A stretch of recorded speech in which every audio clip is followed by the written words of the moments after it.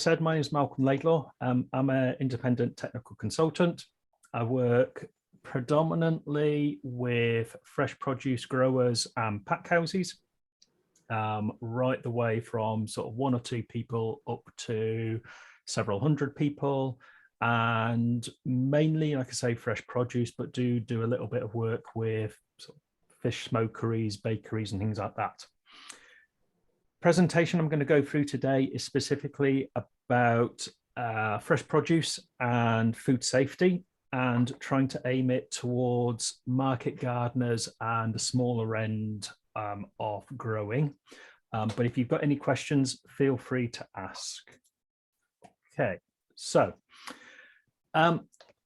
you are all producing some form of crop. So you're all growing something. At some point along the way, somebody is going to eat that. Could be your own family, could be staff, could be complete and utter strangers. You have both a legal and a moral duty to ensure that the product that you supply is safe to eat. So in terms of what safe food is described in law as food which is free from contaminants and will not cause injury or illness. So the contaminant is basically a hazard that shouldn't be there. Injury, generally we think of physical contaminants causing injury. So this is glass that may cut your mouth, metal that may break your teeth, that kind of thing. And illness, generally we think of microorganisms, so bacteria, viruses, things like that, things that make you ill. These aren't necessarily recent, but historically, everybody has focused on meat as being the main source of food poisoning outbreaks. So if you go back sort of 10, 15 years ago, and there was an outbreak, and the environmental health officers went to investigate it, they would primarily focus on any sort of meat or dairy related items that had a common source. The thinking now is around about 30% of food poisoning incidents in the UK are related to fresh produce in some form or another. So there's a lot more focus that if people become ill, they will be challenging fresh produce growers in there. So we've got, again, these are going back a few years ago, but there was a big outbreak of E. coli in Germany, originally thought to be cucumbers, but it wasn't cucumbers, it was actually bean sprouts. More recently, we had dates contaminated with hepatitis A, beginning of this year. And then a couple of months ago, there was a big investigation into melons and found that melons from Honduras were contaminated with salmonella. I think there was around about 300 people in the EU affected from that outbreak. For anybody who is involved in food production in the UK, I'm sure you'll be aware we're quite heavily regulated to ensure that the food we produce is safe to eat. There's a couple of main bits. Although we have left the EU, currently we still mirror all their food safety legislation. So basically all we've done is taken the exact same document, changed EU to UK. So we have something called EC 178/2002, so general food law. This really sets out some general principles. So requirement for safe food, traceability. So we have a legal duty to have one up, one down traceability. So that is, we need to know who we buy things from and we need to know who we sell stuff to, up to the point that it goes to a retailer. When it gets to a retailer, or if you sell direct to the public, then we wouldn't be expected to know exactly every single member of the public we sell to. There's certain things about how food is presented, and then also talking about withdrawal and recall of unsafe food placed on the market. We also have the UK Food Safety Act 1990, and this really sets about all the legislation in the background that allows environmental health officers to enter sites, to seize food and to prosecute people.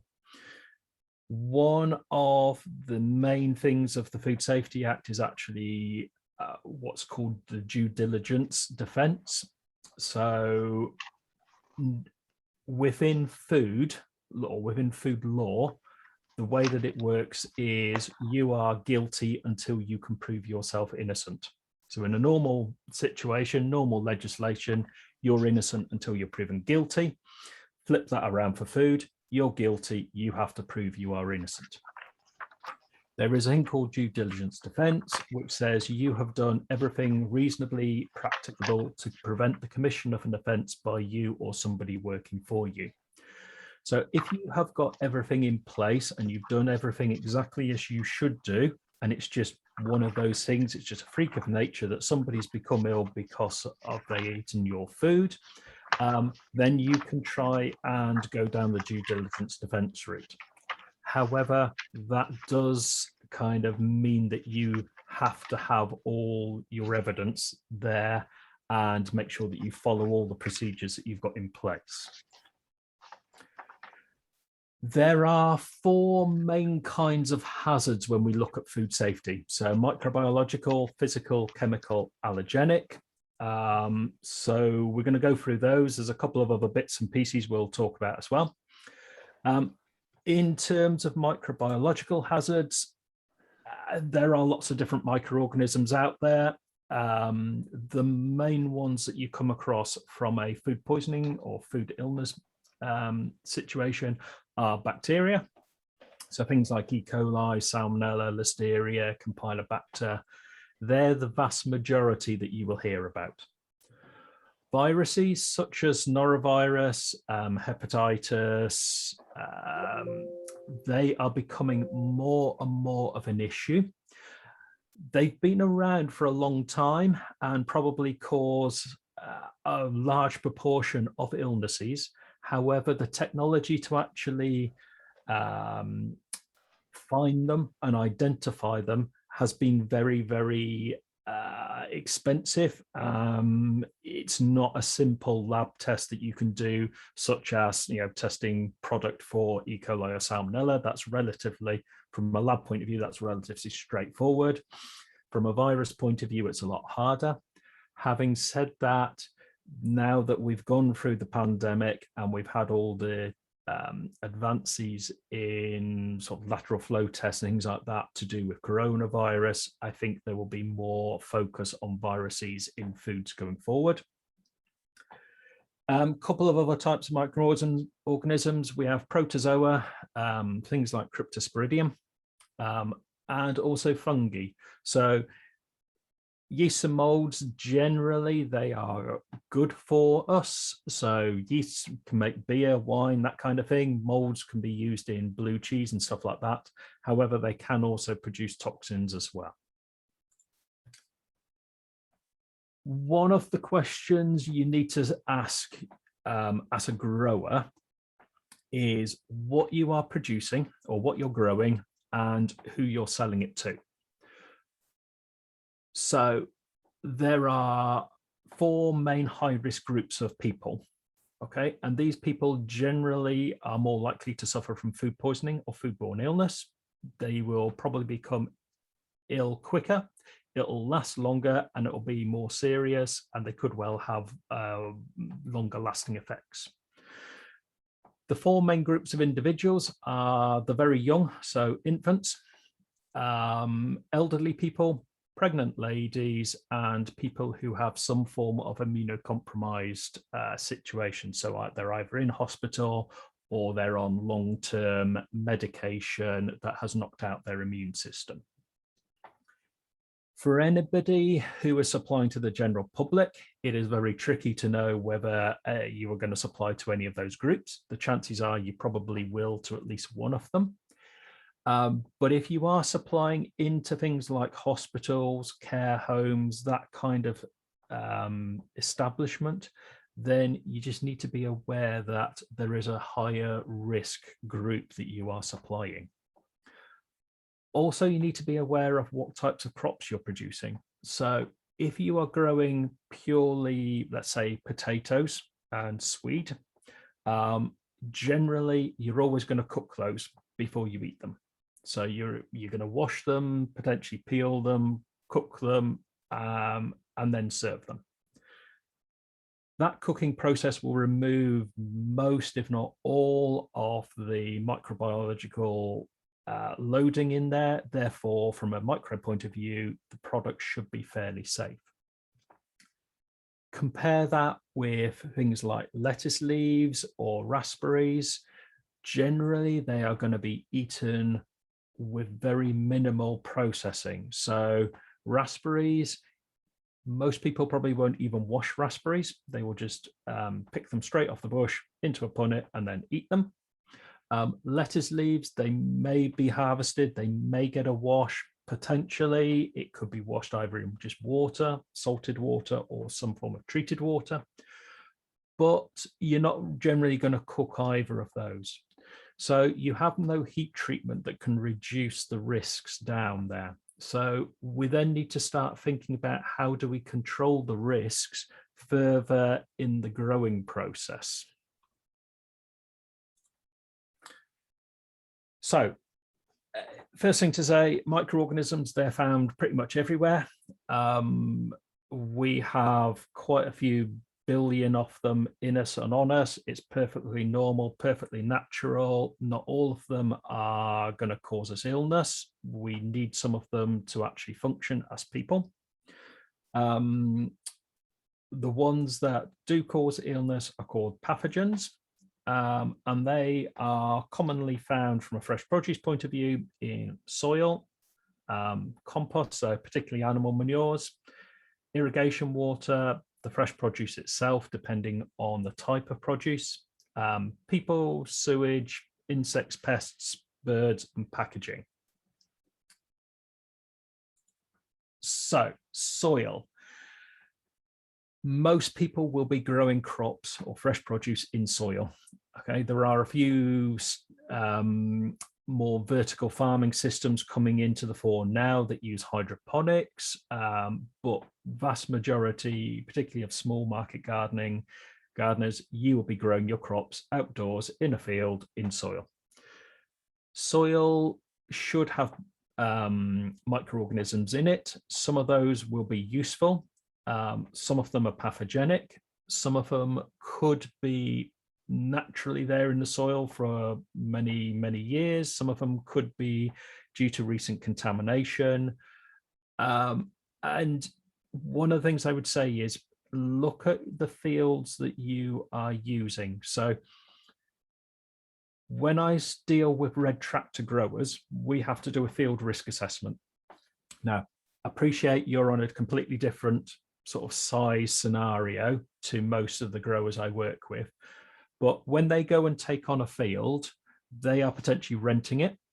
They need to know what has happened in that field previously. So they need to know, has it been grazed? So have they had any cows, sheep, whatever, actually actively in that field in the past couple of years? Has the field actually had any compost applied to it? So has it had any manure applied to it? And if it has, how has that manure been treated? Where is the field located? So is it next to a river? And if it is the river likely to flood? If you get flood water going across land, does that then wash potentially sewage across your field? Okay. It may be that your field is at the bottom of a hill and you've got animals grazing up the hill. So it could be that if there was a lot of rain, any manure, any feces from the animals could potentially be washed down the hill into your crop. There has been a lot of outbreaks. I'll just go on to the next slide. So apologies for the picture, but there's been a lot of outbreaks in America on salad crops that have been contaminated with E. coli. America has a completely different food system to the one that we have in the UK. They frequently have anything up to 100,000 head of cattle on a feedlot, and that feedlot is potentially right next door to a lettuce farm.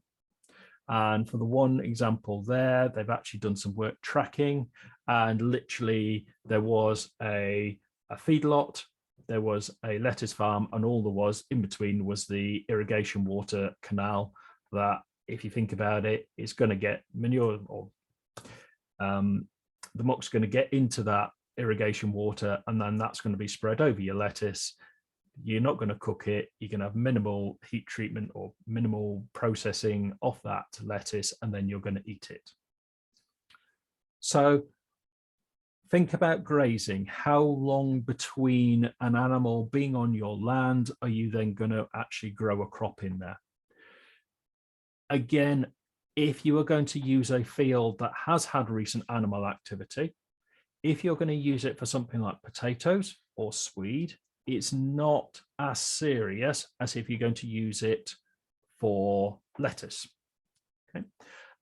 Again, it wouldn't be as serious an issue for using it for raspberries, because the raspberries are grown clear of the ground, so they're not actually in contact with the soil at all. Manure, one of the things that we need to be aware of is that to actually have healthy soil, we need to add compost back into it.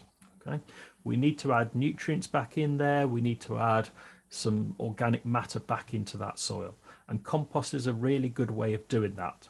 However, it does have a potential food safety issue to it. So there are various things you can do. You can compost it, and by composting, what we generally mean is you put it into a pile, you leave it in that pile, and then you measure the temperature of the, sort of take a sample temperature about a foot in to the pile. As long as that has achieved 55 degrees C for 3 days, and then you turn it 3 times. So in total, you're looking for at least 9 days above 55 degrees C. Then you will have reduced most of the pathogens in that manure. So again, there are things you can do if you do want to use manure before you actually apply it onto the land.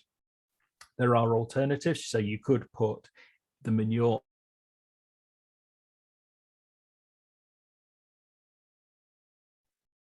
Oh, apologies all. It looks like we've just lost Malcolm a second. Hello? You're back. I'm back. Sorry. You're back. Okay. Yeah. Oh, well. See whether that makes any difference. Yeah, so there are options around manure. It's around how you treat it, how you compost it, and again, where it comes in rotations. It's just a question in the chat, Malcolm, from Alex. What would be the time lag between animals grazing and growing crops? Or if manure was directly added to the land, how long should we wait? It kind of depends on what crops you're growing. But let me just go and find.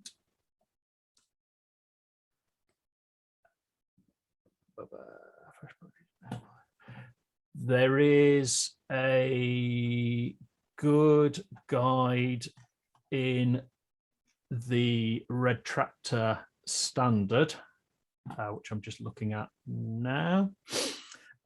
So for something like potatoes, they do not have any limitations in terms of grazing. So you can graze a field and then plant it with potatoes. There's no issues at all. Where you have something like a carrot, then you should have at least 12 months before harvest that you've taken the animals off, and at least 6 months before drilling. And then for something like a lettuce, you would have to have at least 12 months before planting for previous grazing use. And in terms of composting, again, it really comes back to how it's been treated. If it has been treated to what's called PAS 100, so it's kind of gone through a industrial treatment stage, then you can use it anytime before planting. Whereas if it was raw manure, then again, it's at least 12 months before planting. I should say that that is the red tractor standard. If you were to have the joy of supplying into any of the major retailers, they may well have different standards. So I know that M&S, for example, is anything up to 5 years, again, depending on category of crop and the type of manure you're using. So hopefully that makes sense. Okay. Thank you, Malcolm. Okay. In terms of water, you're obviously going to water your crops to get them to grow. I know that certain parts of the UK, I live in Cumbria, it's quite often wet around here, so we don't have to water too much, but there are times where we do have to water. Again, it comes down to where you get your water from and how it is applied and what the crop is. In an ideal world, you would take your mains water, connect your hose pipe up and use that to irrigate your crop.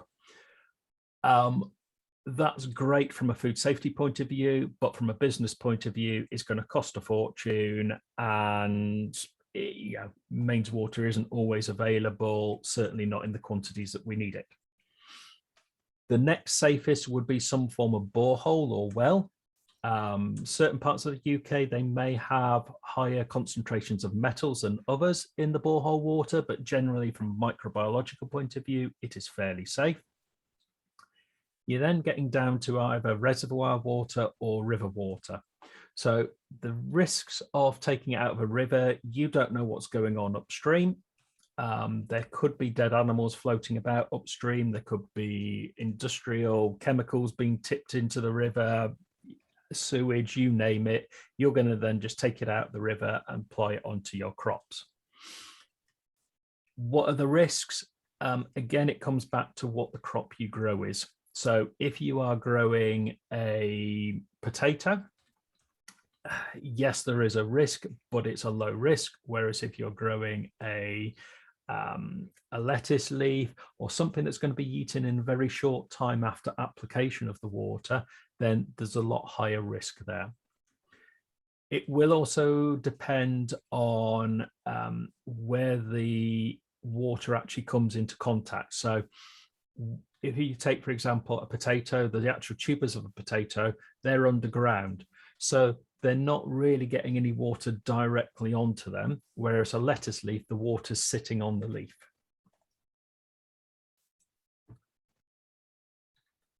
As I said before, most people will be growing fresh produce outdoors.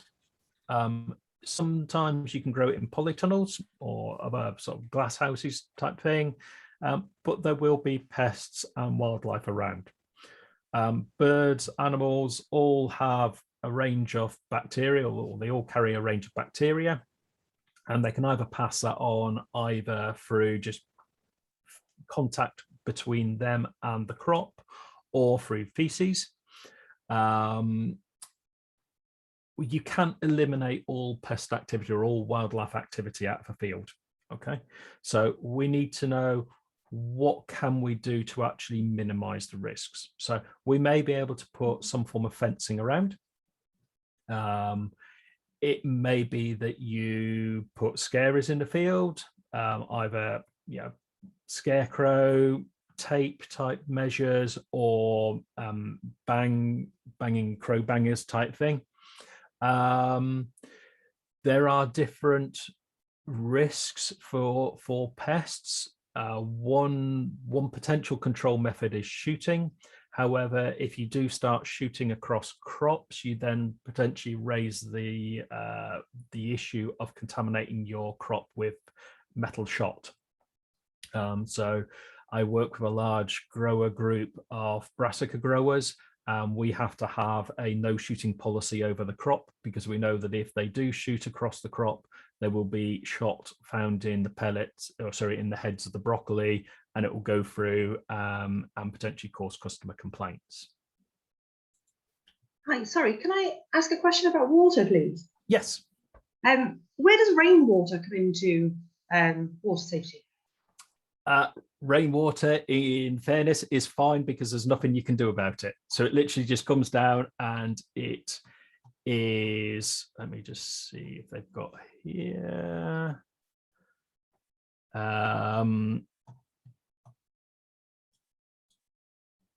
Yeah, so it's not classed as being a water source in terms of the red tractor, purely because you're not going to do anything to it.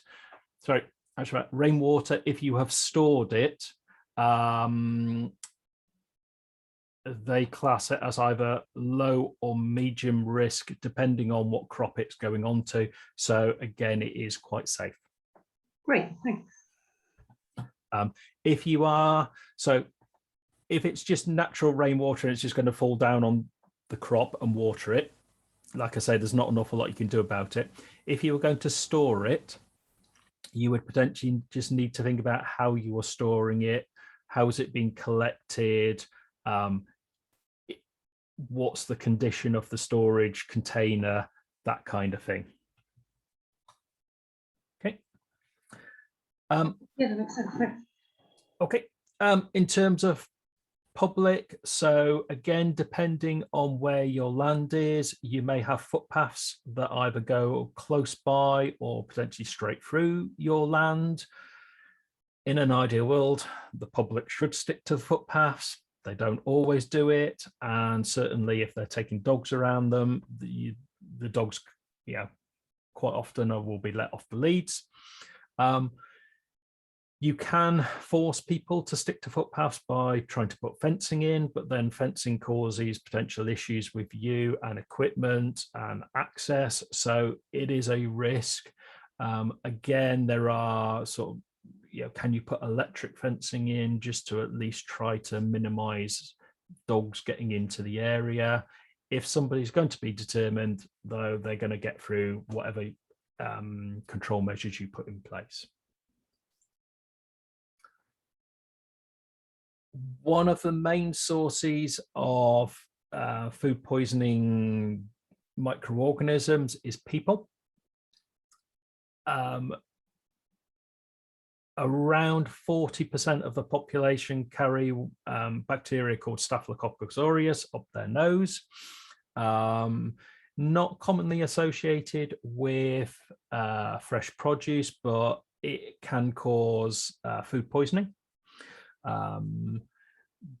If you think about it from a food handler's point of view, we use our hands to do everything. So it will be for planting crops, it will be for potentially removing weeds, it will be from harvesting them, it will be for washing them, for wrapping them, packing them, however you process them. What controls do we have over our hands, both when we're actually at work and outside of work? Thinking about your crops, again, if you're looking at a 30-acre field that's going to be mechanically harvested of potatoes, there's very little risk there from worker hygiene. However, if you've got a field full of lettuces that is all hand pulled, then there is a big risk there. Certainly from a sort of a red tractor point of view, you would need to be aware. You would need to be aware of things like where the nearest hand wash station is. So how far away is it? Where's the nearest toilet? How many toilets have you got? Have you got signs up in your toilets to make sure that people wash their hands as well? You can wear gloves. Gloves will protect workers' hands to an extent. However, there are a lot of issues about wearing gloves and food safety. So they can, depending on the type of gloves, they can fall to pieces, which will then cause a physical contaminant. The general view is that if people are wearing gloves, they don't think about washing their hands as often as if they weren't wearing them. And also, if you're working in hot conditions, you get sweaty, you put your arms up, you put your arms down, the sweat with potentially bacteria then runs over the gloves. So if you are wearing gloves, then you still need to think about hand hygiene. Again, in terms of the equipment that you will use, it's going to vary depending on the crop you're producing and the size of your operation. I've got 3 examples there. So the top left is potato harvester. The bottom one is a coriander harvester. And then the little shears, we're using them to cut flowers for edible flowers. Okay. So there is a mixture of different types of equipment out there. Think about the areas of the equipment that are in direct contact with the part that you're going to eat, because they are the bits that you need to make sure are the cleanest. Okay. How are you going to clean it? What are you going to clean it with? And how often is it going to be cleaned? And then think about how you're actually going to pack the crop. So when you go and harvest, your potatoes, you dig, let's say 20 potato plants up in a day, you're going to put them into a wheelbarrow, for example, and then take them back to your packing shed to put into bags. Okay. What's the wheelbarrow had in before? Has it just transported the manure that you're going to put onto the field next year, for example? If you are using packaging, so plastic packaging, does it get washed? Does it get checked for damage? Do you use plastic bags? If you do, are they food grade plastic bags? Depending on how you sell your product as well, it could be loose. So you could just put it into a box and display it on a shelf, or it could be put into a bag. Think about what controls there are over that packaging as well. Any questions on microorganisms before I move on to the next bit? How would you recommend cleaning the different things? For example, your tools for harvesting or the plastic crates you put them in, and I suppose to a certain extent the machines. Depends on what kind of equipment you've got. So if it is small, so say for example you've got a knife, easiest way to clean a knife is just in a sink with washing up liquid, make sure it's rinsed off afterwards. That would be fine. If you are looking at plastic crates, I would probably say the first thing to be done would be either hose it or pressure wash it.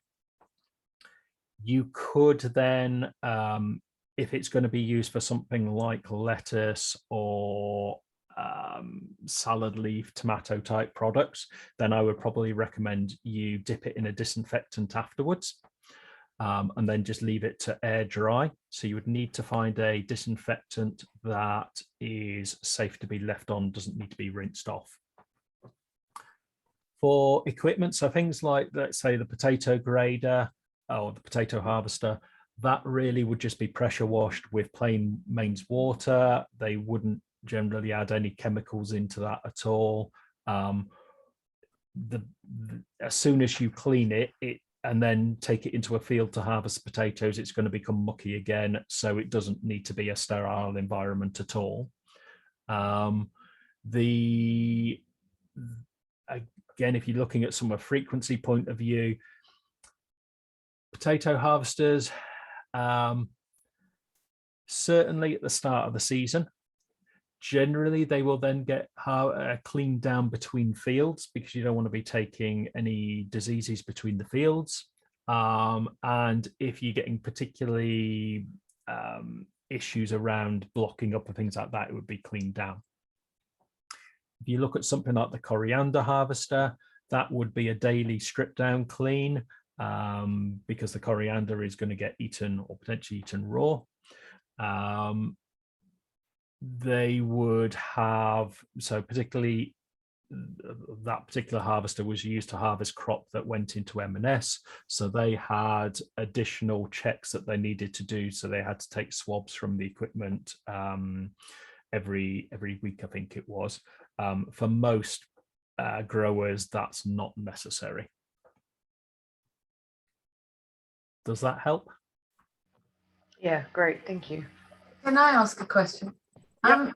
Is cold water as effective? Because we don't have any, we've got a kettle we can boil water in, but we've only got cold water on site. What kind of equipment do you need to clean? So what equipment? Everything really, because we do mixed salad bags, and Okay. so it's a bucket that they're harvested in, which I always clean before I use it. Yep. And a salad spinner, and which is always cleaned as well with hot water. But I mean, how worried should we be about these things? Because I've been doing it for 8 years and never had any problems. So.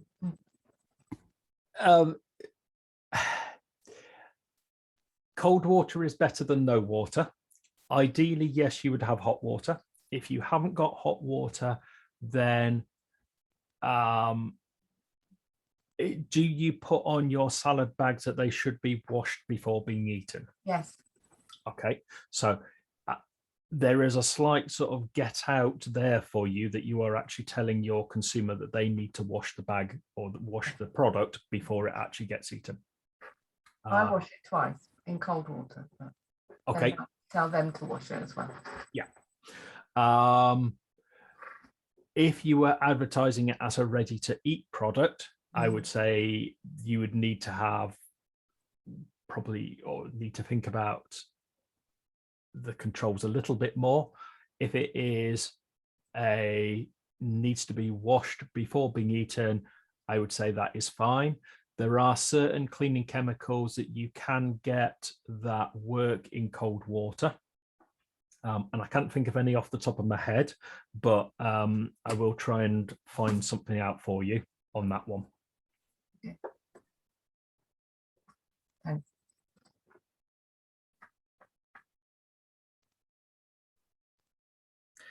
One of the main reasons for using hot water in a kitchen environment is you want to dissolve the fat and fat and grease type thing. Fresh produce, generally, you don't have that issue. So cold water, for the vast majority of it, will be acceptable.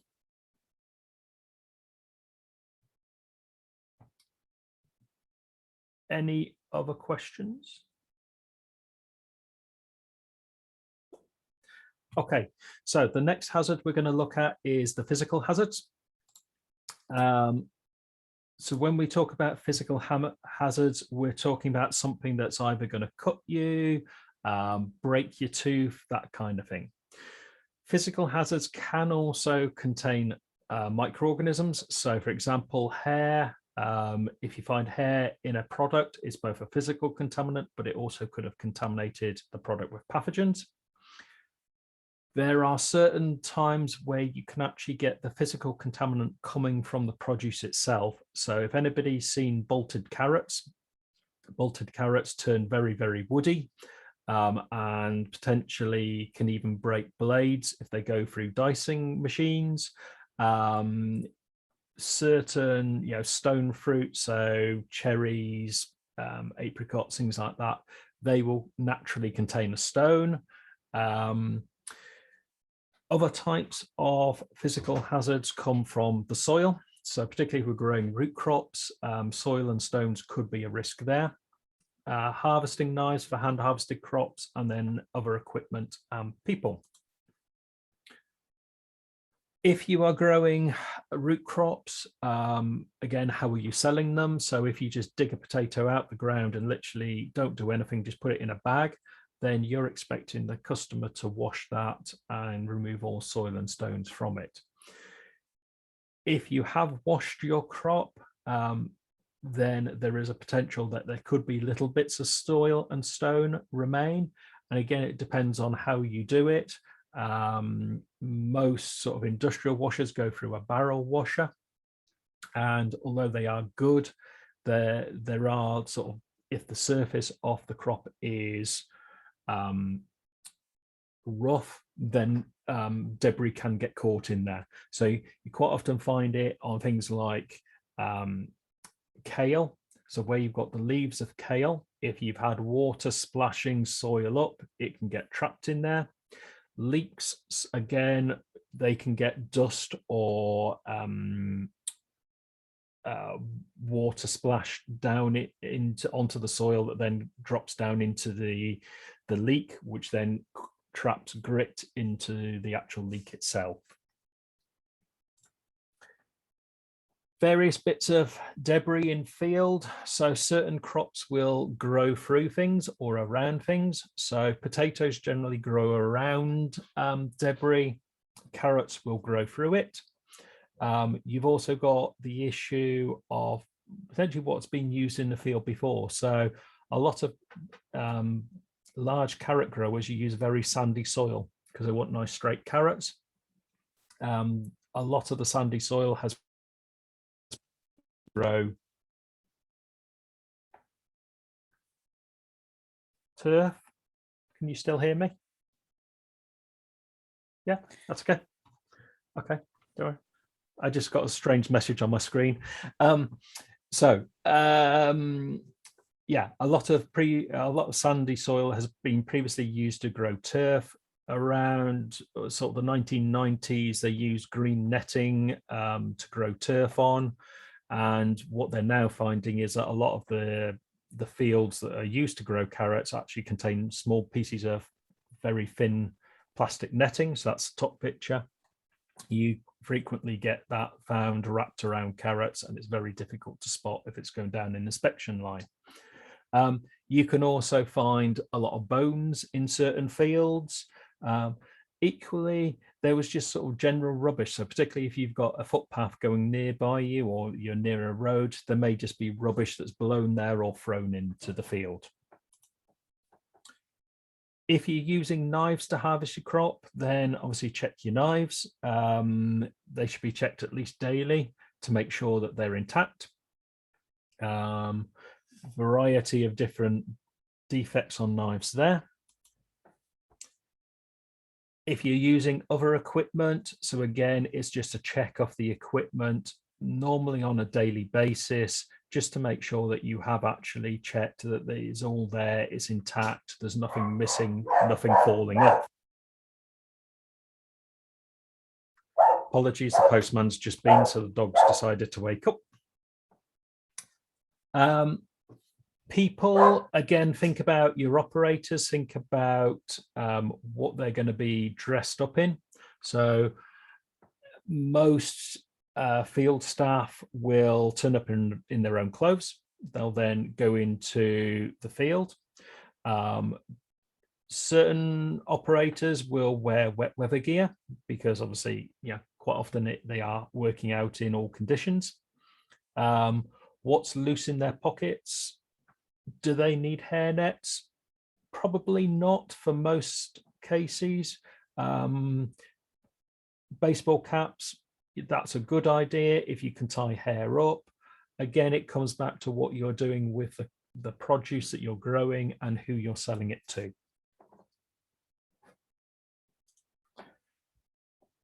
Think about packaging as well. So if you have got wooden boxes or plastic boxes, are they damaged? Do they get broken? Do they get used for other things? So these are commonly, 1-ton veg boxes that commonly get used in large growers. They do get damaged, but equally they also get used as waste bins by certain customers. So when you do get them back, you have to check that they're actually cleaned before you can reuse them. Any question on physical hazards?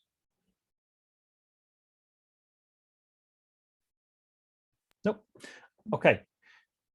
So in terms of chemical hazards, Chemical hazards can either be acute, i.e. it's a toxic chemical that causes a sudden issue, or it could be a chronic one where the chemical builds up over time.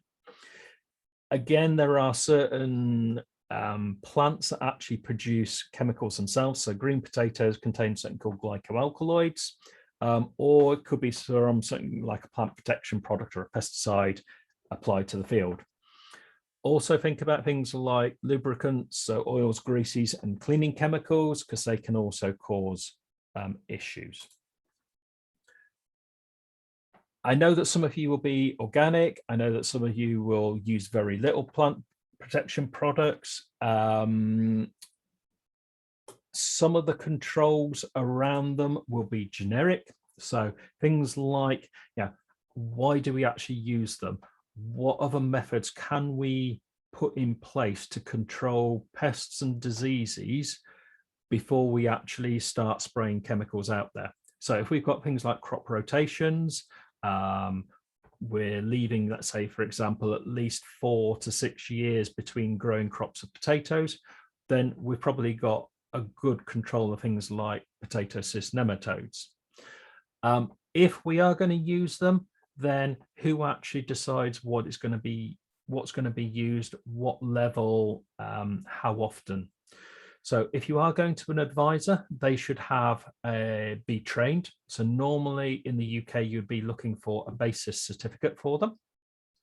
You would also want to find out that whatever they are advising you to spray has actually got an approval for that crop. Okay. Approval for pesticides can either be full, or it can be what's called, it used to be called off-label, so extension of authorization for minor use now. Different chemicals and different crops will have different harvest intervals and different rates and different number of times they can be applied. So again, it's worth just checking with whoever is giving you advice that that information is correct and up to date. Just be aware that counterfeit pesticides is becoming an increasing issue. I think first 5 months of last year, there was something like nearly 1,500 tons of illegal or banned pesticides trying to be brought into the EU. If you're buying or receiving illegal pesticides, then obviously you don't actually know what it is. It's not going to be made to the right recipe, so it could completely kill your crop. It could do nothing to your crop at all in terms of what it's supposed to do. It could just sit there and then cause food safety issues later on. If you've got pesticides on site, okay, again, how are they stored? So things, the pesticide store should be frostproof, fireproof, bonded to make sure that you're not going to cause an environmental leak. Fire brigades will not attempt to put pesticide stores that are on fire out unless there is a risk to human life. They do not want to cause any environmental damage or any environmental issues, therefore they will not apply water onto it. Bear in mind who's had training in terms of applying pesticides. So as a homeowner, general member of the public, I can go and buy pesticides straight out of the supermarket or out of the garden centre, and I can just spray them around my house, around the garden, and I don't need any training whatsoever. If you are producing a food product, then you will need to have some form of training. Generally, it will be the Sitting in Guilds training courses. So PA1 is an introduction, and then depending on the type of equipment you're using, it goes from PA2 to PA13. So PA4 I know is granular application, and then there are other types out there as well. When you're actually diluting the chemicals down, where are you doing it? How are you doing it? How are you actually measuring out that you've got the right amount of chemical in there? Also bear in mind that pesticides have a potential risk to your own health. Therefore, you may want to wear PPE, or you should be wearing PPE, and that will be dependent on the chemical. It may be something like gloves, a visor, could be a respirator though. Again, so the pictures there, two extremes. I'm guessing that for the vast majority of market gardeners, the top one isn't going to be used. However, if you have got some form of tractor mounted sprayer, then normally in the UK, that would be an annual, what's called sprayer MOT check to make sure that it is accurate, it's safe, it's working correctly. If you've got knapsack sprayers, you can actually calibrate them yourself. So there is a way of measuring a known distance, timing yourself to walk along there, and knowing how much volume that you spray out there. And then you can work that back to the amount of pesticides that you're actually, or the amount of volume that you're putting onto the land. In terms of pesticides, most pesticides will have what's called a harvest interval. So this is the time between the pesticide actually being applied and the earliest time that the crop can be harvested. Depending on what the product is, depends on the harvest interval, can be certain chemicals have 0 days, so you can literally apply it and then harvest it straight away. Or anything up to 80, 85 days type thing. So you need to be aware of what implications that causes from a harvest point of view. So particularly some of the nematicides that are applied when you are planting crops, they will have a long harvest interval. If you're growing, say, for example, potatoes, and you're wanting early potatoes, you may find that actually certain nematicides can't be used because you would have issues with the harvest intervals. Be also aware of where you've got different crops growing close together, or whether you are planting sort of successions of crops, how you are treating them. So do you have it as a numbered row or a lettered block or something, and you know when you've applied a pesticide to a given area? Bear in mind also things like the conditions when you're actually applying any pesticides, that you don't want spray drift going from one area onto another area. In terms of you've got about 5 minutes, Malcolm, I think. Okay, right. I'll speed up. Cleaning chemicals, lubricants, just be aware of them. They're not overly going to get in contact with your crops, but certain cleaning chemicals will need to be rinsed off before you harvest or before you eat them. Certain chemicals can be left on. In terms of allergens, there's a lot of focus on allergens at the moment. It's becoming more and more of an issue. Different people react differently to allergic or to allergens, and that can be either from just going from they've got a little bit of redness, a little bit of a rash, potentially a little bit of swelling, right the way through to anaphylaxis and death. There are 14 legally declarable allergens in the UK. From a fresh produce ones, it's things like cereals, quite often grown in rotation. Celery, celeriac, is grown as a crop. Mustard can also be grown as a crop or as a biofumigant. Lupin,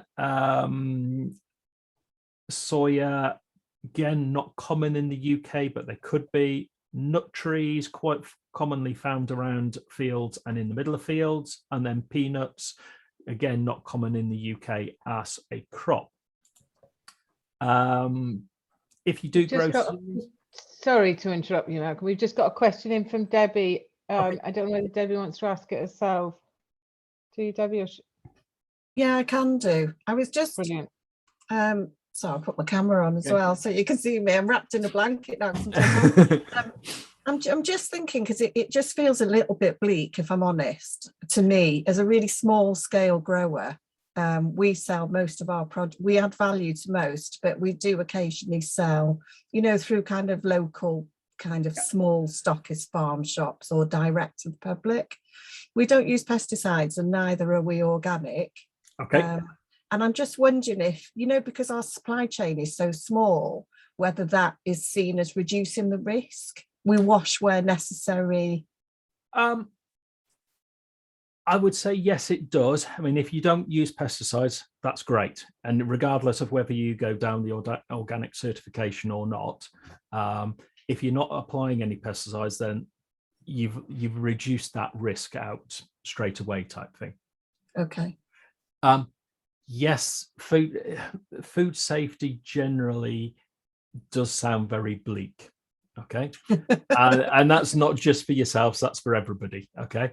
It's always the what ifs. What if this happens? What if that happens? A lot of it, that there are risks out there all the time. Okay. It's about being aware of them and understanding what you can do in your own operation.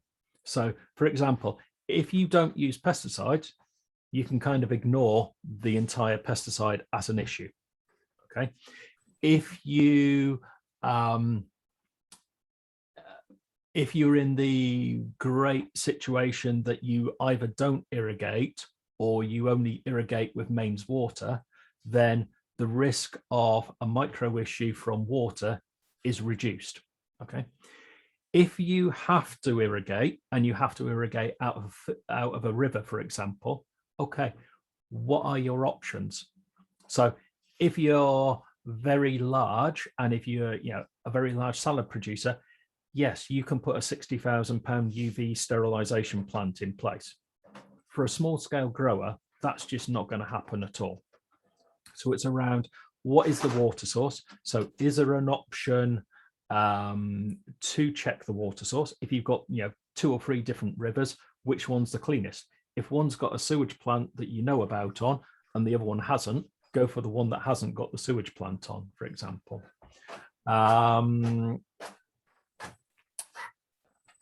Other things like the risks of people walking through your fields. I'm guessing that if you're small, you won't have many footpaths going through your fields. No. So again, the risk then is kind of, you can ignore it, or at least, okay, I've thought about it, it doesn't apply to me, I don't need to do anything for it. So it's all about scale and perspective, really, isn't it? About keeping it kind of, okay. Thank you. It's really just having a bit of a moment and thought, oh my goodness, this all sounds quite full on. But brilliant. Thanks, Malcolm. Okay. Can I ask a quick question as well? We're the same as Debbie. We're quite small, and but we're surrounded by fields where we call them the chemical brothers, where they spray all the time. And what worries me a little bit is if it blows onto us. What do we have to worry about that? I would like to say there is minimal risk. So do you have hedges around your fields? Yes. Okay, so hedges will take out a certain amount of any sprays. Do you know if the growers around you, are they Red Tractor certified at all? No. Okay, right. Definitely not. Definitely not. Okay. What do they actually grow? Oh, well, they rotate. So this year it's wheat in one and maize in the other, and there's potatoes at the back of us. Okay, so there is a mixture of crops there. Yeah. Always is a mixture. There is a theoretical risk. The one thing I would say about pesticides is, although we have what's called a maximum residue level in a crop. So you're allowed a pesticide up to a certain amount in a crop. That is an arbitrary figure, so it's not necessarily set there from a food safety point of view. Okay, and even if you did go above it, if somebody did eat it, they're not going to fall ill. There would be, probably because of the scale of your business, there would be no need for you to send samples away of your product to get checked. If somebody, one of your customers or environmental health officer, took a sample and sent it away for analysis and it did come back as being positive, if you don't use any pesticides, then it's either come from the soil or it has come from spray drift. There are certain pesticides that will last in soil for a long time. There are certain practices that if you spray on a very windy day, yes, you are more likely to get pesticides drifting over into your neighbour's fields. It is rare that it happens. I'm not going to say it's impossible, but it is rare. Okay. Does that help? Yeah. Yeah. Yeah, I agree with Debbie. It all sounds so bleak when everything's been going fine, and then you hear someone like you come and talk to us. It makes you think, oh no. No, and I wished I could be positive. Personally, but you're just the messenger. I know that, but it's just like, well, what should I mean? At the moment, I put a sticker on that puts the allergens on and tells people to wash it, and I thought that I was covering everything. And that's. Yeah. I don't have an issue at all with that. That is perfectly acceptable for the size of your business. Thank you. And what we could do, Ali, is we could set up some follow-up sessions where it could be a sort of drop-in surgery. What Malcolm's done with other growers is gone through specifically, what do you grow, how do you do it, how do you wash, how do you sell, and then he's nailed down exactly what the specifics are for them. I guess in this we're kind of trying to cover all, so yeah, appreciate where you're coming from completely, but if you want to, if anybody wants to do that follow-up session, more than happy to set that up, and we could really nail down and just look at what are the risks. Is that fair to say, Malcolm? Yeah. That's worked really well with some small market garden growers at the moment. So no, thanks for the questions, really important. Does anybody else want to ask anything at this point? Conscious we're going a little bit over time. I think the plan was an hour, wasn't it? But so if you want to ask anything now and you've got to leave, then absolutely fine. Otherwise, I think we'll probably carry on for a little bit longer. And anybody feel free to put questions in the chat. And thanks both for asking. It's really important. Thank you. Okay. There are certain people, so celery, allergies to celery and celeriac are more common on Mediterranean people, but it is one of the legally declarable allergens in the UK. The risks, so obviously if you're growing celery, celeriac, and you're selling that as a crop, then yes, it's there, okay? It would be about how you handle it. So do you handle it the last thing in the day, for example? Do you pack it the last thing in the day? Do you have a dedicated coloured tray that you handle it into if you're cutting it, for example? The risk from a field point of view, even if you had celery that had been grown in a field the previous year, the chances of it actually surviving and contaminating product the next year is very, very remote. Nut trees, probably one of the biggest risks out there. Most hedges will have some form of nut tree in them. Bear in mind that also birds can pick nuts up and drop them potentially several miles away from where the nut tree actually was. From a risk point of view, again, it comes back to what is your crop. So a potato, there's very little risk of a nut contaminating that actual potato. Whereas if you grow cabbage or lettuce, there is a potential risk. It is unlikely to be a major risk, in as much that if you are selling it as a whole head of product, somebody is going to do something with that before they actually eat it.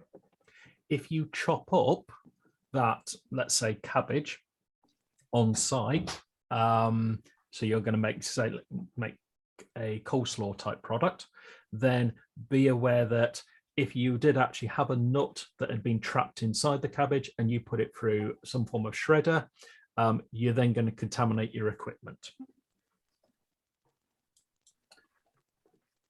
Be aware of what staff bring. You can't ban all allergens because there'd be very little left for them to actually eat. However, bear in mind that certain allergens are more risky. So in particular, nuts and peanuts. Also bear in mind, a lot of people are now bringing nut milks. So almond milk, that kind of thing. It is still an allergen. I will whiz through this. So one of the risks that we do consider for red tractor point of view is malicious contamination. So this is around, if somebody wants to do something to your crop, when can they do it or how can they do it? I'm guessing that for most of you, you've got small local fields, you know whether somebody's been through your field or not. And your chances are you're not going to have an entire harvest crew of 50, 60 people who are unhappy at their work. When you do go through your fields, just check them. What's actually happening out there? Has anything been dumped in there? Has there been any obvious trespassing issues there? When you go in before harvesting, check to see if there is any physical contamination, any presence of things like oils, chemicals, or anything like that's been sprayed on the field. Do you store crop in the field? So certain beetroot growers I work with, they store beetroot in field clamps. How would they actually know whether that clamp had been tampered with? Well, if it's been unopened, it's quite easy to see.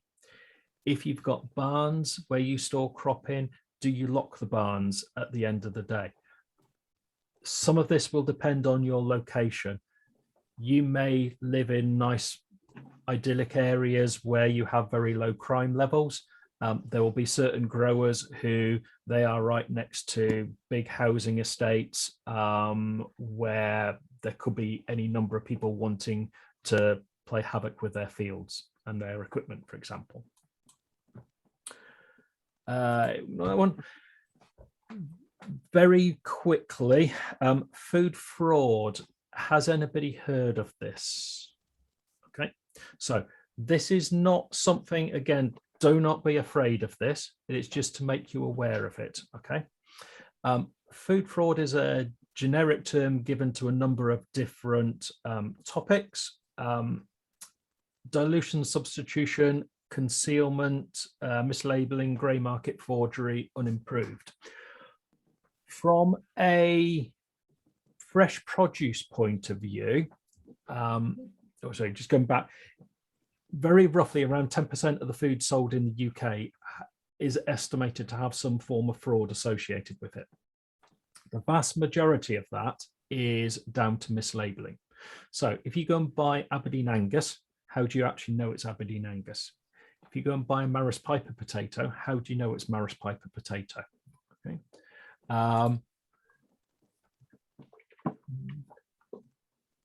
Probably the biggest one in the EU at the moment is olive oil. So olive oil is quite easy to substitute. So you get extra virgin olive oil. That costs a fortune. So you just get some cheap sunflower oil, a bit of green food coloring, mix the two together, and most people won't be able to tell the difference. Organic fruit and veg.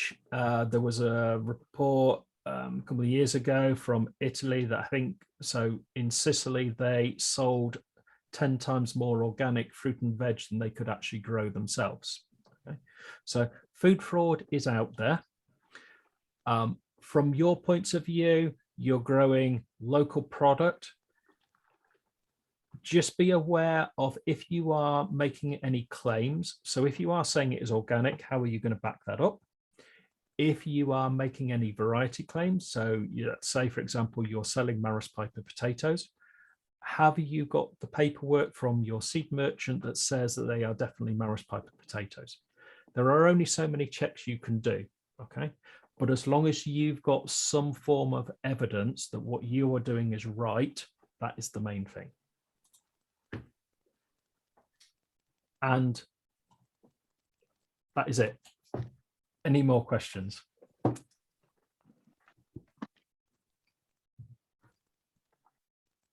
Hi, we've got, just going back to the manure, we've got alpacas, and Okay. you don't generally have to compost down their manure. It can go directly onto the plants or veg, and you just let it rain and then it dilutes into the soil. Would the same rules apply where we have to comply with having to heat it down for 3 days, the same as cow manure? Or can we just put a label on it saying, please wash? What crops are you growing? Nothing at the moment, but we plan to kind of just grow just general fruit and veg. Okay.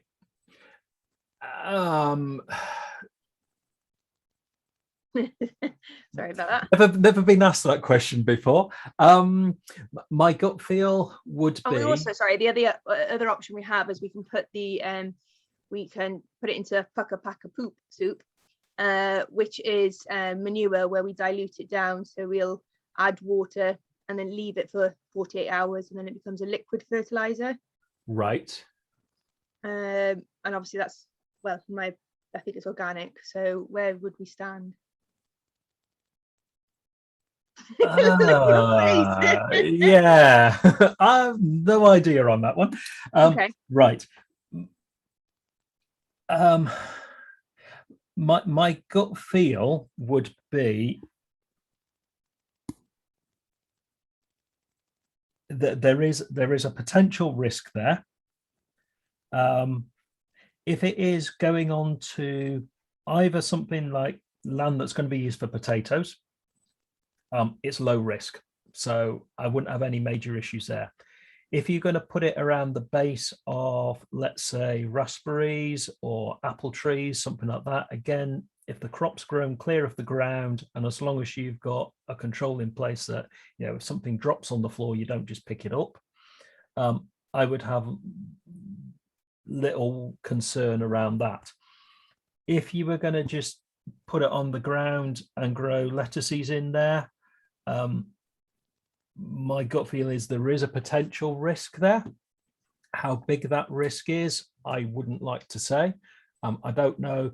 I know that within the Red Tractor standards, they have actually assessed, and different animal manures have different risks associated with them.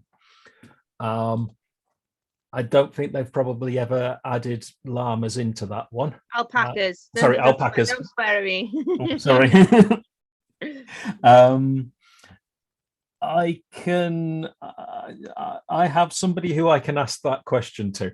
Okay, thanks. To see if they have any other thoughts on it. But my initial view would be there is a potential risk, but it comes down to what crop you're growing and is it off the ground or not. Okay. When you say it's off the ground or not, so if we had carrots and then they were growing obviously underground. So carrots grow in the ground. Yeah. The risk is reduced with them. So the biggest risk would be something like a lettuce, something that grows on the ground that potentially is going to get the, let's say you're applying the liquid version. So you're going to apply it to the soil, but it's going to potentially be splashed onto your lettuce leaf. It then gets trapped, doesn't get washed off properly. Right, okay. You then eat it. Okay. So if you applied it as a liquid version on a row of carrots, you're not going to apply it directly to the actual carrot itself. So there will be an element of the soil will filter any bacteria out. From a sort of a personal industry knowledge, potatoes and carrots generally are quite safe things from a microbe point of view. You don't really have many issues with them. If you were growing something like an onion, that's a bit more risky. If you look at where the crop is, so again, something like, let's say, broccoli or cauliflower or fruit which is grown off the ground, because the actual edible part of the plant isn't in direct contact with the ground, the risk is reduced. Okay. Thank you. And I should do some research on alpaca poo. So yeah. Okay, thank you. Okay.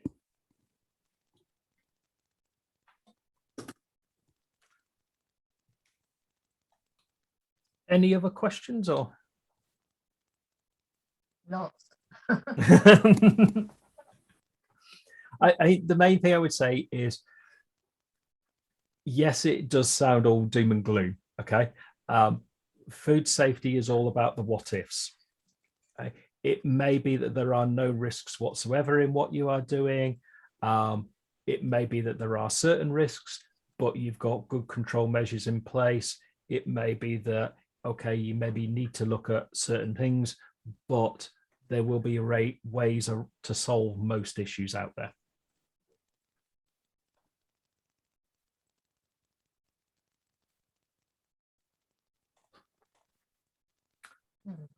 Okay.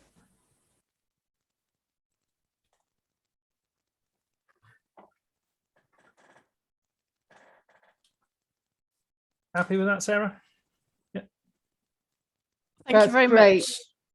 Go on, Sarah. Go on. Yeah, thank you very much, Malcolm. I think you've explained everything to everyone, and as Sarah had said, please do get in touch if you would like a one-to-one session where we can look specifically at your sort of needs. I can arrange that for you, so just drop us an email. So that just leaves me to say thank you very much. Thank you all for attending, and we hope to see you soon. Thank you. Thank you.